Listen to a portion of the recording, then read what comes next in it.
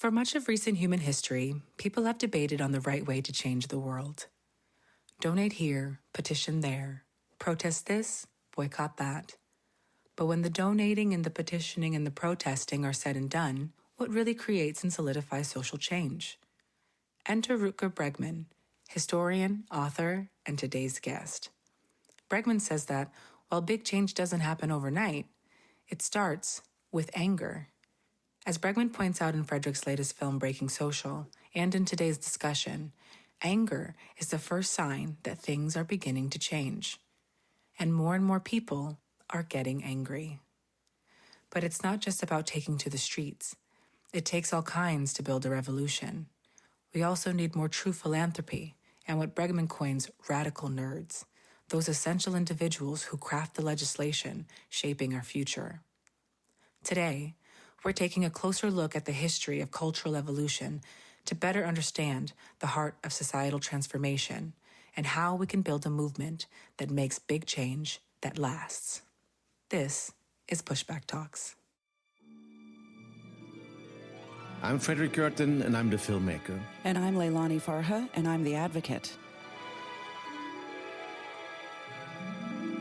And this is Pushback Talks again, and we are now have this kind of three-continental meeting. I mean, it's like we're in this time of the year where all the continents meet, and that's kind of cool. You're in Canada, Ottawa, the famous bunker in.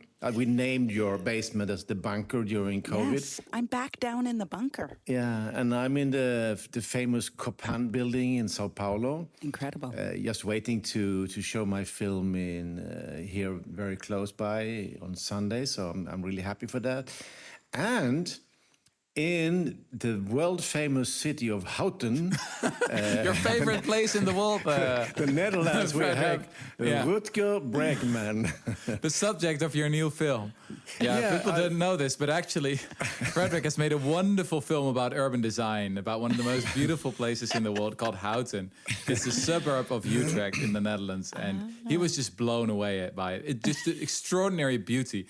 Yeah, Fredrik, you were really... You immediately fell in love, didn't you? The thing is that Houten, Rutger's hometown, is famous for its bicycle planning. Mm. It's world famous for its planning, and it is actually very cool. But it's just a tiny little bit ugly, though. No, but Leilani, you have very smart city planners who lay out a city plan.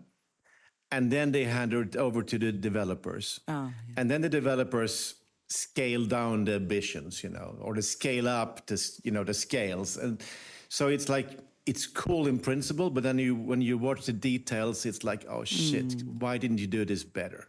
Which is a bit sad. And that's the conflict between architecture and developers. Developers want to save money. And then they skip corners in a way that's...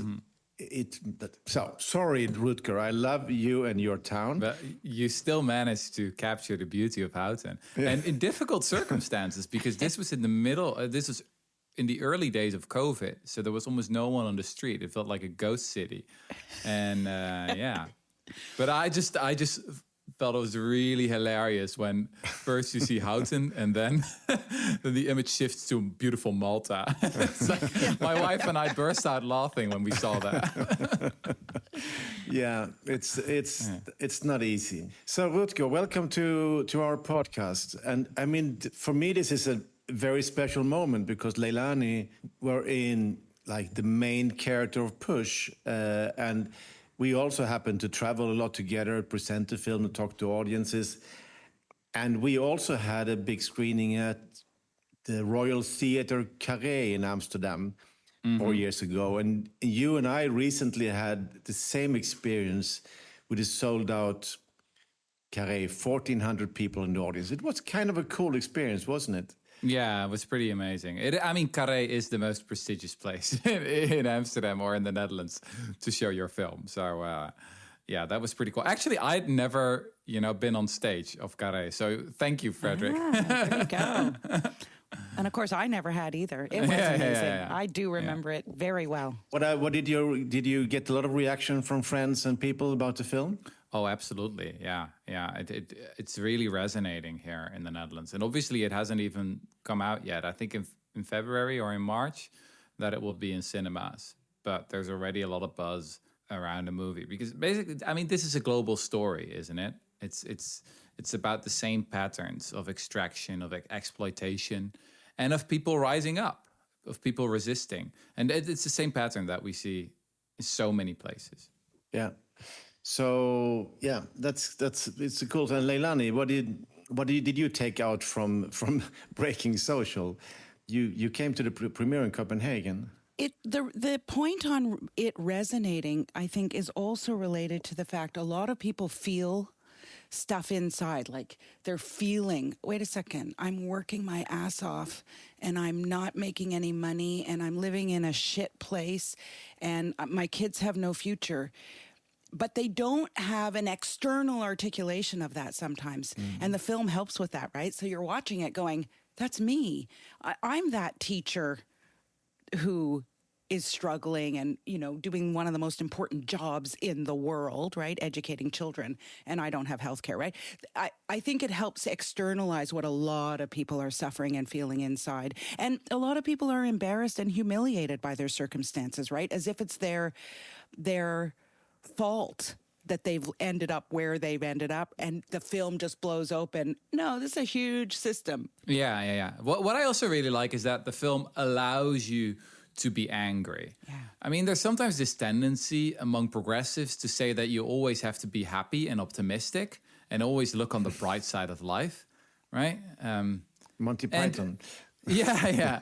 And I mean, in some respects, I'm a pretty optimistic guy, but I'm also quite angry, actually. I'm actually really fucking angry in some respects, especially when it comes to the things that your film is about, just the massive amounts of exploitation or these global firms that help the rich evade or dodge their taxes.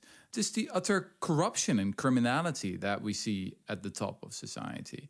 I'm really, really angry about that. And I think what's important to remember here is that anger is really different from cynicism. Cynicism makes people lazy. When you're a cynic, you say, it doesn't really matter. What's the point anyway? And people turn inwards. But when people are angry, they basically say, I expect more of you. I am disappointed in you, and you should do better. So anger, I think, is a very productive emotion if it's channeled in the right way. And I think you beautifully show that in the film, that there's a lot of activists who are really angry, but then come together, build a movement, and make change.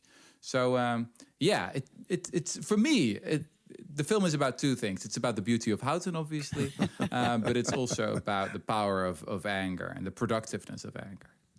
The beauty of Houten. I mean, Leilani, you talk a lot about your coming from a nowhere place, and that's the capital. That's the capital of Canada. That's right. I'm in a nowhere town that's going nowhere. Let me tell you, going nowhere. You want to talk ugly? Come visit Ottawa. Sad. The developers have their ways. But I like what Rutger just said about anger and legitimizing anger and the difference between anger and cynicism. I think that's so bang on.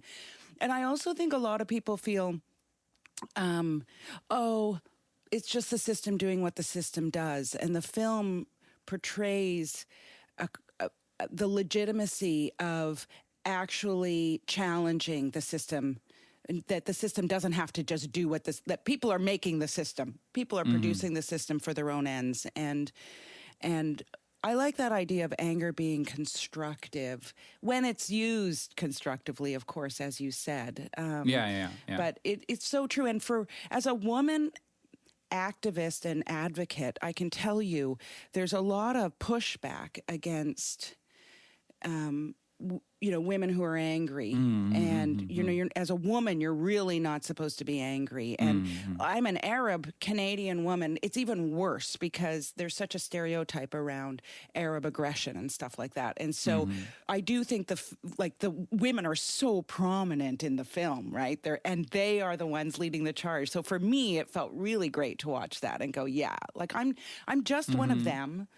and I'm just trying to make the world a better place.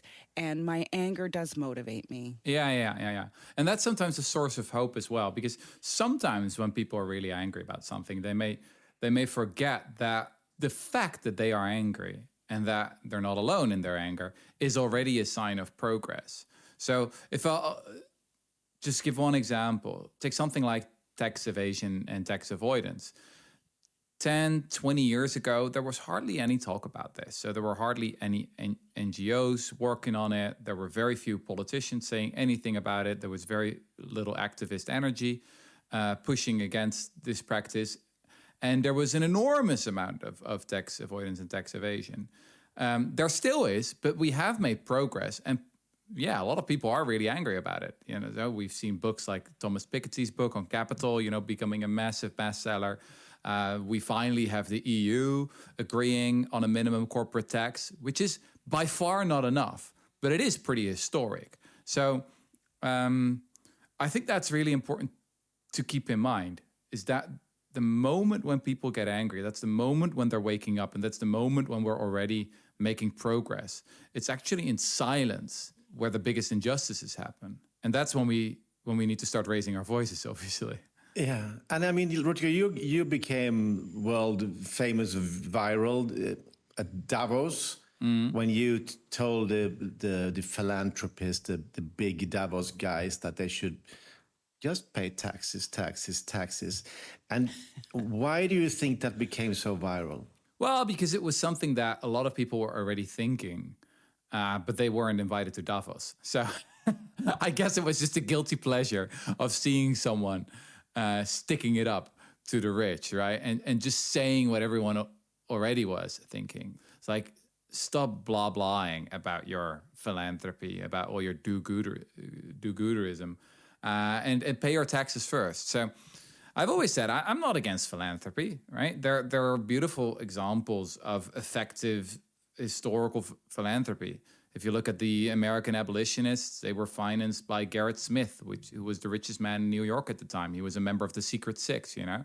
It was really controversial and even dangerous to finance the abolitionists at the time.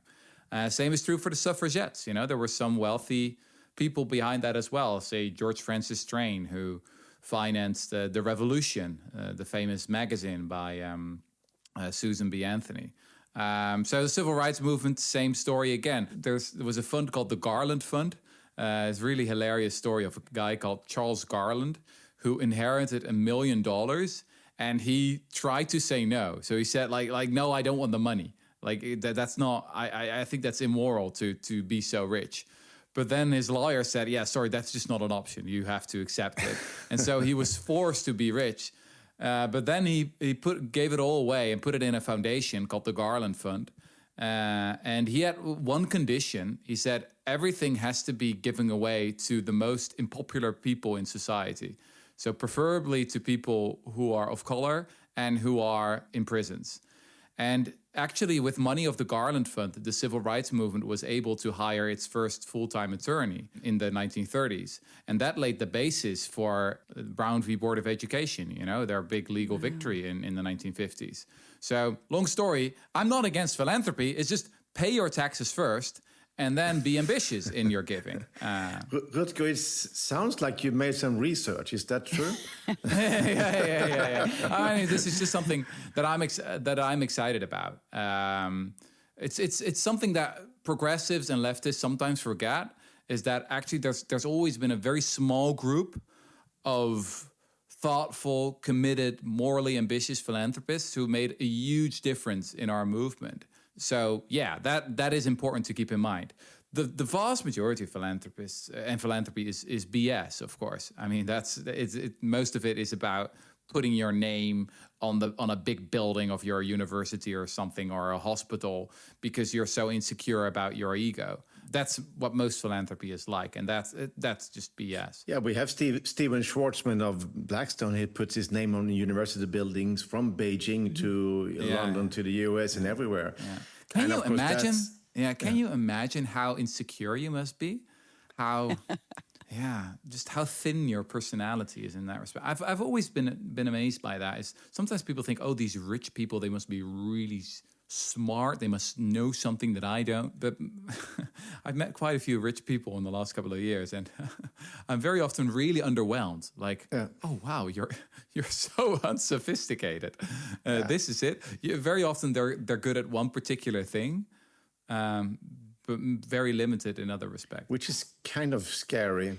It is scary. I find it amazing the way our society works, that if you have a ridiculous and actually obscene amount of money, your opinion and advice on anything, any world matter, is somehow relevant. I have never understood this. Like Elon Musk taking up the airwaves. Why? Like why should he have an opinion on world affairs?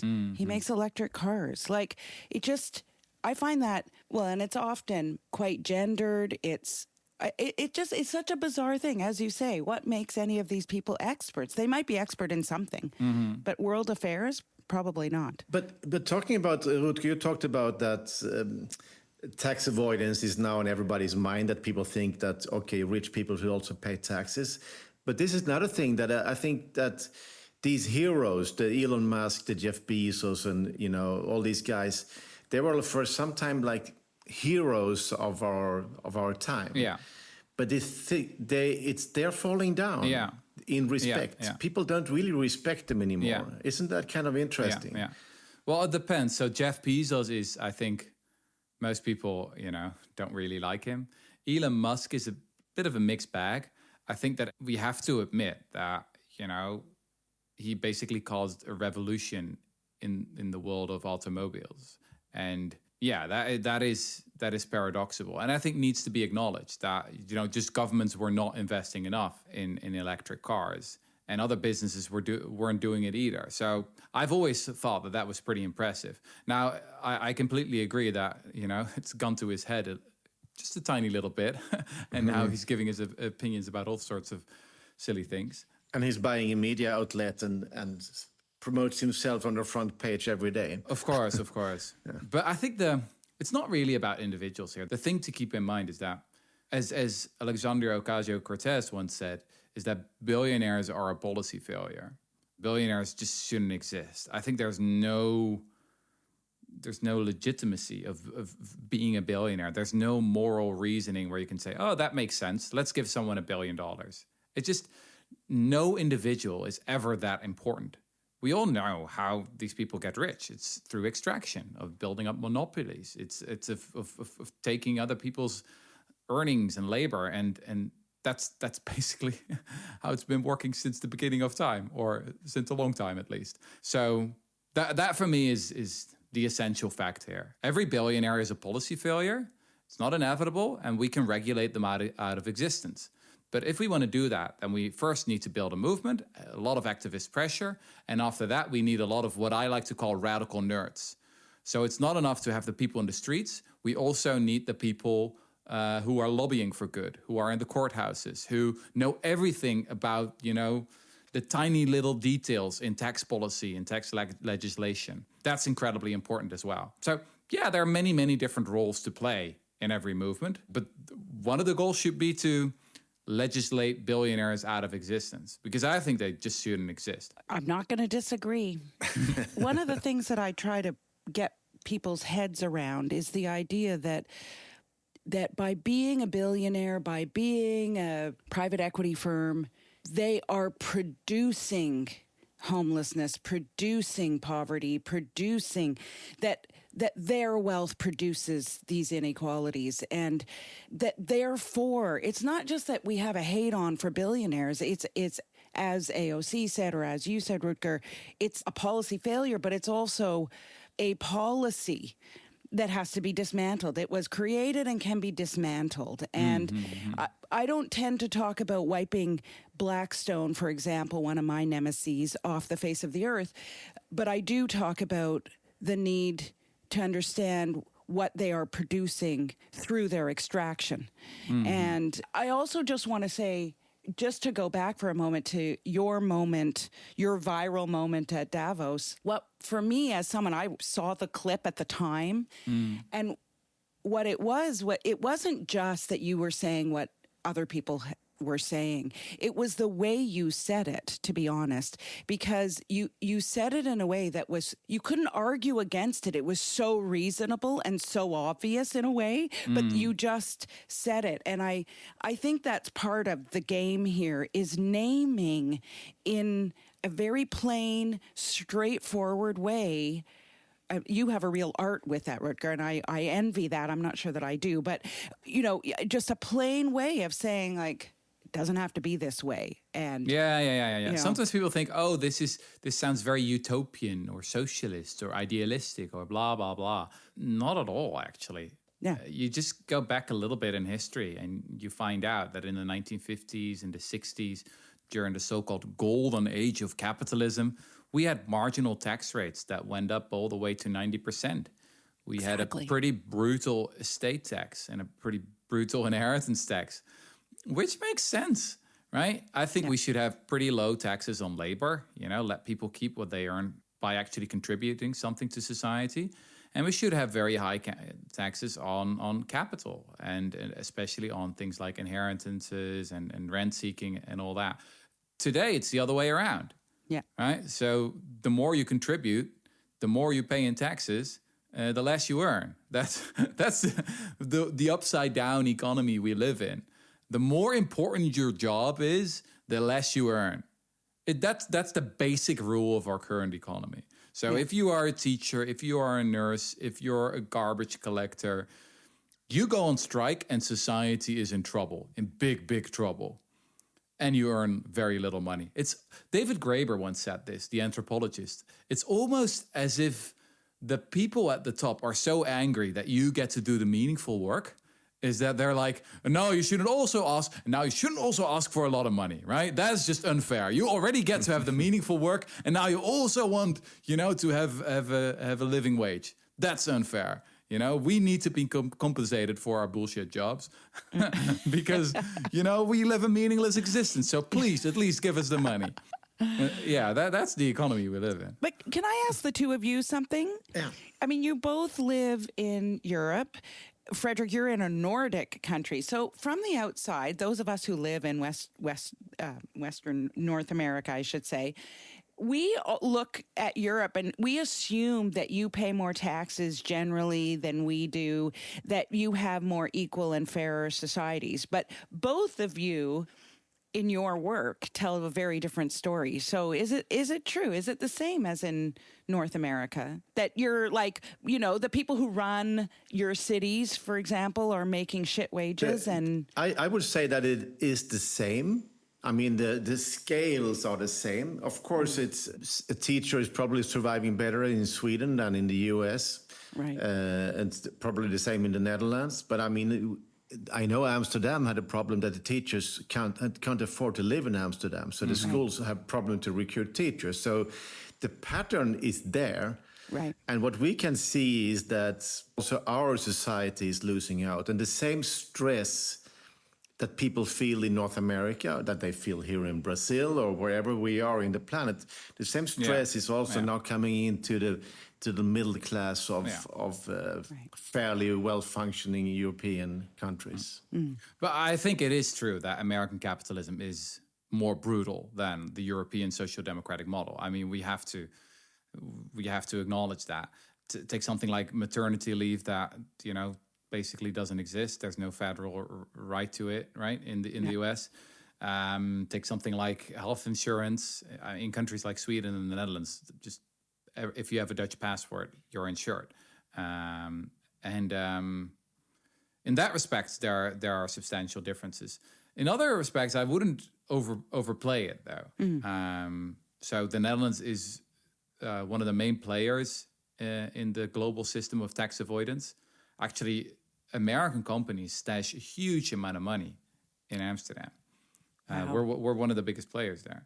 And if you go to places like the Rotterdam Labor, the Haber, there are a lot of migrant workers who are treated really, really badly. So that's like also a whole shadow economy of people who don't have the same rights as Dutch citizens. Then again, I lived for a while in Los Angeles, and I was shocked by how many homeless people you see on the streets in a place like that.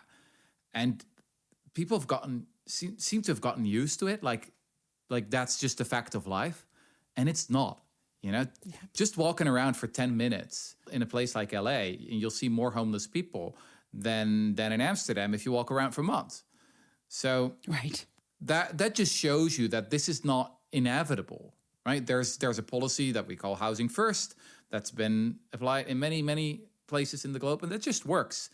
The problem with poor people is that they don't have enough money, so you need to give them money. That's how you solve poverty. The problem with homeless people is that, they don't have a home, so you give them a home. That's the basic principle of how you solve these kind of issues. And yeah, that really struck me while I was living in LA, that I saw many, people my age who sort of come to believe that this is just what the world is like, that there will always be people on the streets. And that's just not the case. This is, again, a result of deliberate policy choices. And we can change that. Yeah. I totally agree. I was out walking this morning in Sao Paulo, and, in the mornings, thousands of people going to their offices, and the sidewalks are full. And it's a lot of people just doing their daily thing that they have to do to survive. And I think that's the beauty of many societies, that the people are up there fighting and trying to survive and to contribute to the society. And that also makes it kind of hard for people to find time to fight back, So, and how do we give people hope? I'm trying to make films that inspire, but it's, of course, we don't reach at all as long as we would like to.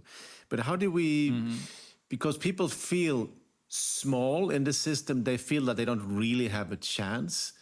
And the only thing they can do is just to be up there every morning and try to do their best. So how do we turn this around? What do you think, Leilani? Well, I think part of it is to show people that when you do push back, there are wins, and that the wins are small and incremental, but they are wins. And your films do that, and Rutger, your books do that. So I think that's all part of it. I know as an advocate, I have to feel like I've made a little traction somewhere. Otherwise, I do start to feel hopeless. I admit that. And, we're in a situation right now with this horrible war going on on Gaza, where I think a lot of people are feeling very hopeless, not just about Gaza, but look at our governments and their timidity, their lack of courage in the face of potential genocide. And people are feeling, from what I can tell just from social media and stuff, people are feeling like, wait a second. At the same time, I think people are seeing, wait, there's a lot of us who actually feel the same way. And I think people take some strength in numbers, right? Like, wait, I'm in a new community. There's all these people who think the world is unjust, that we have to push for change. So, so much of what I do is igniting conversation, trying to just ignite conversation to make it acceptable to say the kinds of things that Frederick, you say in your film, and Rutger, you say in your books, right? A lot of people don't feel that it's acceptable to say those things and feel those things and then act on them. So narrative building sounds boring, but it is kind of what I think is necessary. Yeah, it's absolutely an essential ingredient. There's this quote from Margaret Mead that I've always loved. People will know it. We should never underestimate a small group of thoughtful, committed citizens to change the world. In fact, it's the only thing that ever has. And I've always thought that it was a pretty brutal quote, especially the second sentence. It's the only thing that ever has. So she basically says that the vast majority of people don't change the world. It's up to the small groups of thoughtful, committed citizens who are, almost like cults sometimes, like fanatical cults who really believe in something and want to fight for it and sacrifice for it. And that's also the pattern that I see in history. So I recently spent about a year studying the British abolitionist movement. And what's really fascinating here is that these abolitionists, they work in an environment in the year 1800 where around 3/4 of the world population is enslaved or a serf. So, freedom is really the exception back then. That's also something I sometimes point out if people are really depressed about the state of the world right now, it's like, well, study history. It used to be much worse. And it was really a small group of activists, of entrepreneurs, of lawyers actually as well, who came together and who founded the British Society for the Abolition of the Slave Trade. And even though in the Netherlands there was pretty much no abolitionist movement, and the people who were against slavery managed to achieve almost nothing. In France, there were a couple of writers and intellectuals arguing against the slave trade. But yeah, I mean, awareness is not enough, and they didn't know how to actually build a movement. In Spain and Portugal, there was pretty much nothing. But in Britain, what happened was that it was basically the first big modern social movement that the world has ever seen, with the first big massive boycott, for example, when hundreds of thousands of British people started boycotting sugar from the colonies, for example. And this grew into a massive thing. It took 50 years until 1834 before slavery was finally abolished. But because Britain was so powerful, it managed then to pressure other countries like the Netherlands, for example, to also abolish the slave trade and later slavery itself. What's inspiring here, I think, is to see that it started with such a small group. Such a small group. Initially, they could all fit in one room, but that's really where it started. Were they the richest in society? No, they weren't. Obviously not. Were they the most powerful in society? Obviously not. But they did have an incredibly powerful idea. And they had a strategy, right? And they had many different people who could play different roles. They had the lawyers, they had the activists, they had the entrepreneurs, they had the financiers, they had the philanthropists, et cetera, et cetera. So here, I think we can learn from history and just see what it takes to change things. And also to realize that we are just a small part of something that is much bigger, right? Sometimes, when you really think it's all about you as an individual, you think, oh, it's hopeless. What can I do? Well, you're just one individual in something that is a much bigger story. What gives me hope right now is when I see movements like Oxfam, for example, who are operating in 80 countries. They are so clear in their language. They're producing amazing facts that we can use in our conversations, which I think is very important. It's very well researched, very, very strong messages. And they are operating in 80 countries around the world. So I mean, it's a global movement. It's not the radical left. Let's put it like that. So there is in some way there is a global movement that are very close to the values that both of you represent in many ways. And I think that's absolutely that's really hopeful. And I think it's not really. Shouting or burning down churches, it's like it's kind of civil and balanced, and they also, in some way, I mean, of some reason, they also has a place in your favorite place, Davos. They are there every year, and they have their inequality report released. Of some reasons, the billionaires like to have them around. I don't really get it, but yeah. Well, I would prefer it if Davos stays in existence as well, because at least then we have something to bash, right? That's important to keep in mind. These people really want to be liked, right? They want to be seen as do-gooders. And in that respect, they're vulnerable to us. I think they expose themselves at Davos, which is the beauty of it.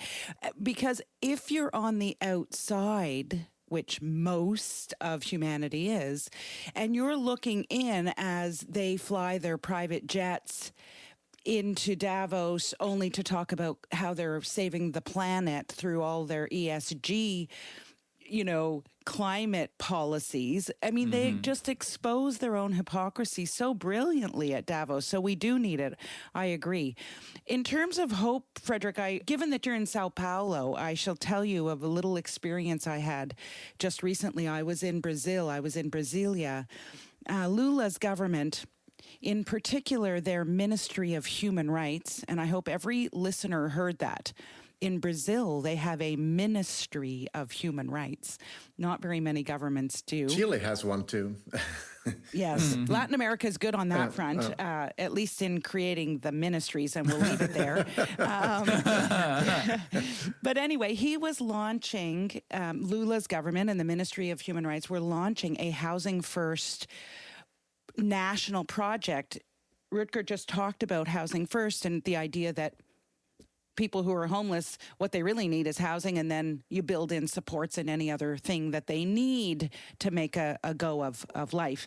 And what was so inspiring was there were 5, I think, social movements of homeless people in these meetings with all of these government officials, and they kind of totally took over the meetings. It was amazing. I mean, they were lying on the floor, and like, these are people who are living homelessness, right? So they're not going to play by the government rules. So they were just being themselves, so articulate, very clear demands, knew exactly what they wanted, knew how to get there.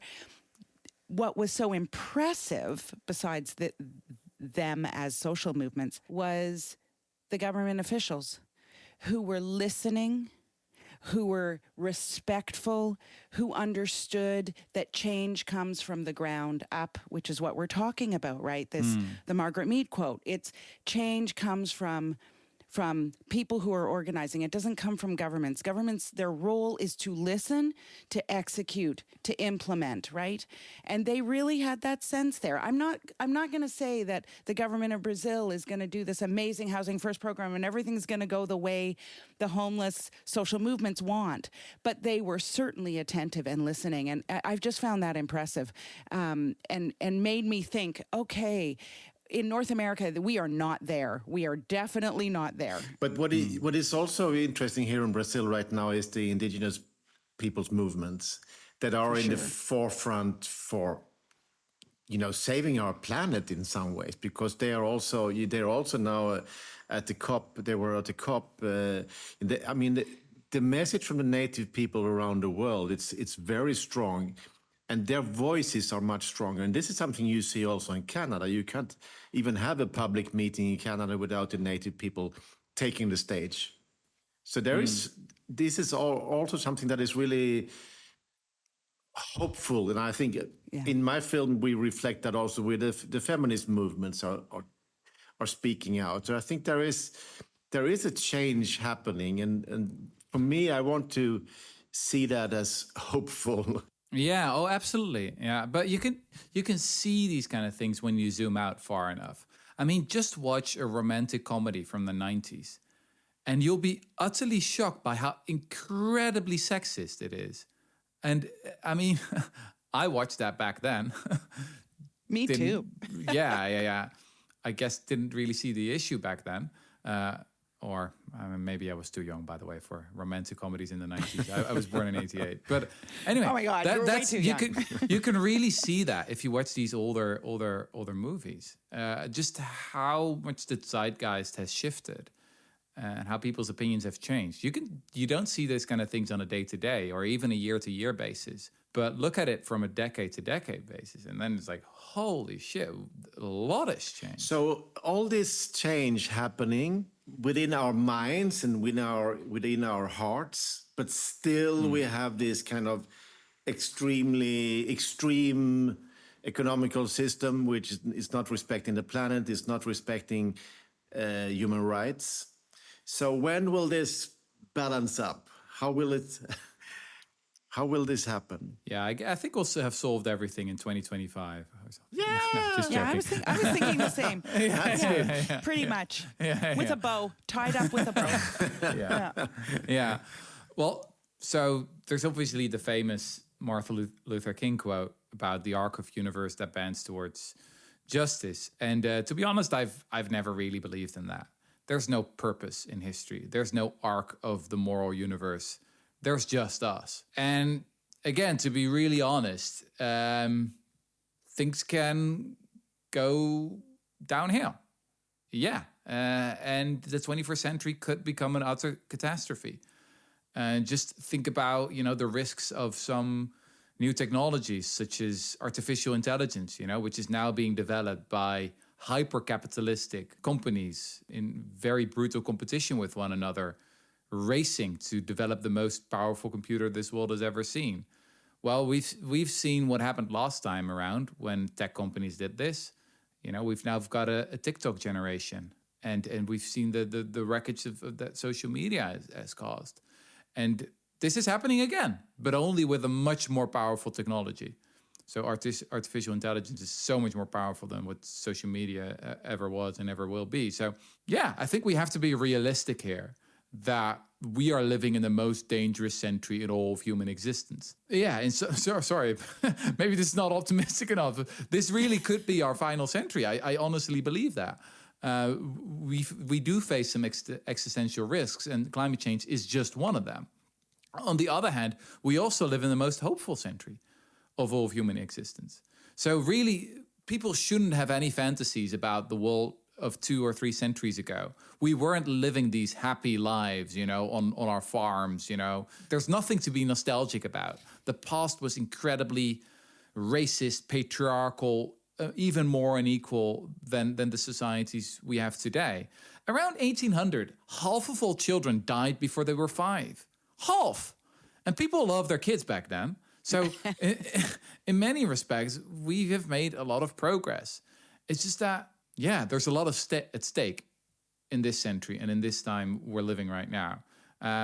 So again, this is a reason to be angry, to be hopeful, and not to be cynical or lazy. The thing with both cynicism and optimism, they both make you lazy. Like the cynicist says, "Oh, it doesn't matter anyway. It's pointless." And the optimist says, "Oh, don't worry, everything will turn out to be fine."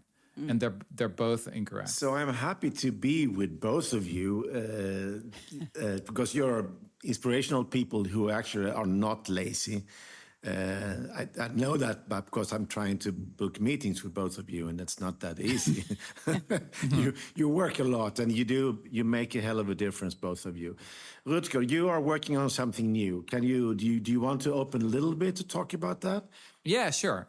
So the new book is going to be called Moral Ambition, and it's about a simple idea. What if we combine the idealism of an Extinction Rebellion activist with the ambition of a Silicon Valley startup founder, and then maybe also add the critical mindset of a scientist, and perhaps also the humility of a monk? If we combine those 4 things, what do we get? And I call that moral ambition. The desire to stand on the right side of history and to make an actual difference. So I've been in the business of raising awareness now for 10 years. And awareness is important, but there's also something that psychologists call the awareness behavior gap, right? There are a lot of things we know about, but we don't really do anything. And there's sometimes this tendency on the left to say, yeah, but it's all about systemic change.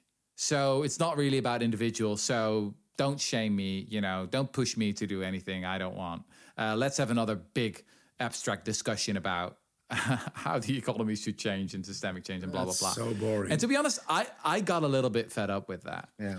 I am just such a big fan of people who actually do stuff, of people who are builders of movements, of institutions, of organizations, who fight for legislation, who change laws.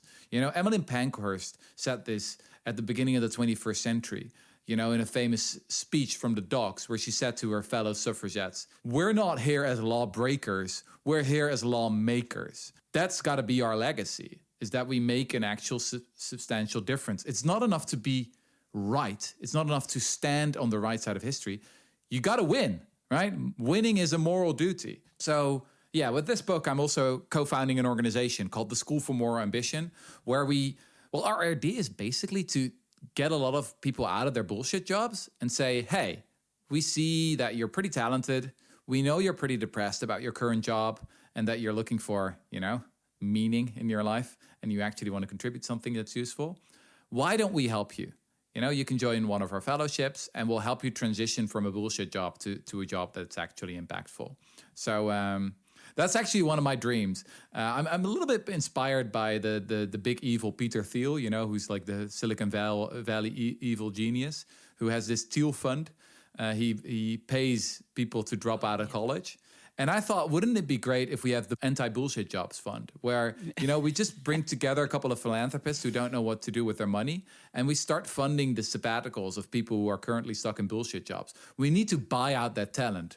Free the corporate people, right? Free them from their corporate prisons. That's one of the ideas that I'm currently excited about. I like that. I like that. You don't know how many calls I get or emails or direct messages from young people in maybe not straight corporate jobs, but in corporate law jobs, because I'm a lawyer. Yeah. People know I'm a lawyer. Mm-hmm. And they're calling me, reaching out to me to say, it's often a lot of younger women, racialized women in particular, saying, how do I get out of this? How do I do something more like what you're doing?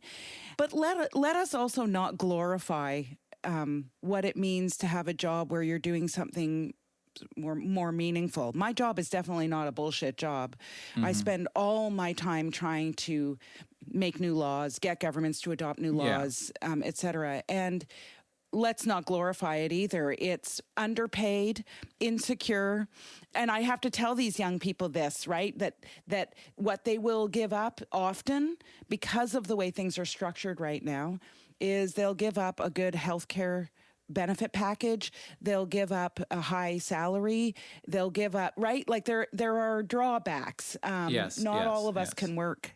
Like I have my own organization, so we do our own fundraising, and because the ideas that we're pushing are so against the grain and against the main, and foundations themselves are investing in the very thing I'm trying to get them to divest from. Yes. It ends up, so we should be plain about that. That being said, I love your idea. And when you worked for the UN, Leilani, as a special rapporteur. I was unpaid. It was an unpaid job as a special rapporteur. Unpaid job. For how many years? 6 years?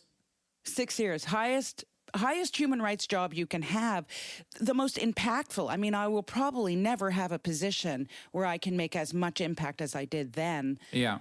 And it was an unpaid job. Yeah. And look, I think that also needs to change. Definitely. So activism is work, and it needs to be well that's what you're compensated, suggesting right? with your model, right? Yeah. Yes, exactly. And I think there are a lot of opportunities here. Actually, I was recently talking to a founder of an organization called Hero, just founded here recently in the Netherlands, and they're crowdfunding the basic incomes of climate activists. Wow. That's interesting. There are also a lot of rich and philanthropists out there who are open to this. Also a lot of next gens, people who grew up in wealthy families, just like Charles Garland, the guy that I mentioned earlier. Suddenly they find themselves in a world like, oh, I am rich. I am actually on the bad side, and they read the news as well. They're quite often they're pretty progressive or even left wing. They just don't really know what to do with it. So I think we can help them and come up with proposals. In that sense, I think leftists and progressives have to be pragmatic as well, and not to say, oh, like I want to be pure, right? I don't want to work with the system or anything like that. If you look at the successful activists throughout history, they've always used whatever tools they were at hand, right? And they've used many, many different kind of strategies, as long as it worked, as long as it helped them to win. And that's for me is really essential. It's all about winning. Yeah. Let's win. For me too. Let's win. My friends, we've been talking for quite a long time, but we're in Christmas time. So what is your dream Christmas gift? Rutger. Dream Christmas gift? Yeah, what do you really want for Christmas? I mean, John Lennon asked for peace. I mean, you can ask for many things. Yeah. What do I want for Christmas? Like a big wish for the world? I think that's what he's getting at. I don't know. I'm just trying to be funny. See if it's like... Okay, here's my thing. A ceasefire, end the occupation, free Palestine. Okay, that's my wish. That's a good gift. Yeah, I agree with that. I'm soon going to ask you for the wish for the next year. And that's this was only Christmas now. Oh, right. Oh, okay. That was just Christmas. Oh, and then there's like the New Year. Right. Okay. A portable microphone for my iPhone. How about that for the New Year? That's good. That's good. I mean, my big dream is to get more people to see that they are not lonely and that more people are engaging in a conversation that is like that we can see that change is possible, that we can find a way to break that into people or break out from people, that we are not as hopeless that you can imagine. But it's very hard to send out that message when so evil things are happening right now on our planet. And then I can understand that it's tough, but I'm really happy to work with both of you because you are people who give me hope. Yeah. So that's what I wish for next year, to work with more cool people that also make me that's good. Make me stronger. I think that's important. Yeah. And I wish a lot of people are going to watch your film, Frederick, because it will make them more hopeful. Yeah. Yeah, that's a good one too. I like that. And listen to the podcast. Maybe more people could listen to the podcast. Yeah, that's the next. You could have a gift that if there is if you know a philanthropist who has too much money, you could actually send some money to this podcast, because we don't really have any money to fund it, which is a bit complicated. That's why we're not so regular anymore, because we don't really have time to plan it. Anyway, we're fine, and I'm really happy to have you in my life, Rutger and Leilani. Thank you for being on Pushback Talks, and thank you for pushing back. Likewise. With your work. Really enjoyed it. Yeah. Thanks, Frederick. Thanks, Leilani. Yeah, thanks, Frederick. Thank you. Nice to meet you, Rutger. Yeah, take care. Ciao, ciao. Bye. Pushback Talks is produced by WG Film. To support the podcast, become a patron by going to patreon.com/pushbacktalks. Follow us on social media at make_the_shift and push_the_film. Or check out our websites, maketheshift.org, pushthefilm.com, or breakingsocialfilm.com.